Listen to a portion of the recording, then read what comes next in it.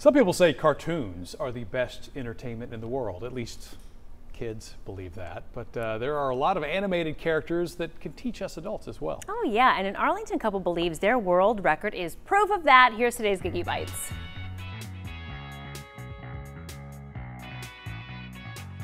Look, you remember when they surprised us? Yeah. Leonard and Janet Ellis of Arlington have been happily married 28 years.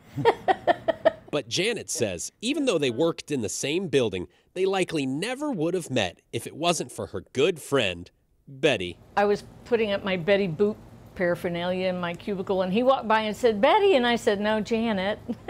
So that was it.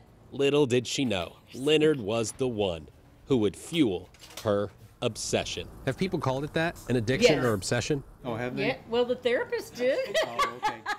Since getting married, they have collected nearly 4,000 pieces of Betty Boop memorabilia, which they say will soon be a Guinness World Record. That's the first Betty Boop doll that was ever made. In the beginning, Janet was the one who loved Betty Boop.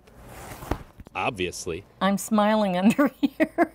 But after the wedding, Leonard, an engineer, became equally infatuated, So this is all the research he did. to the point he wrote the book on Betty Boop.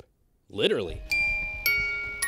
Their entire guest room is dedicated to their addiction. We got this house so we could put Betty out. No way. No, I'm kidding. The biggest piece of the collection doesn't even fit in the house.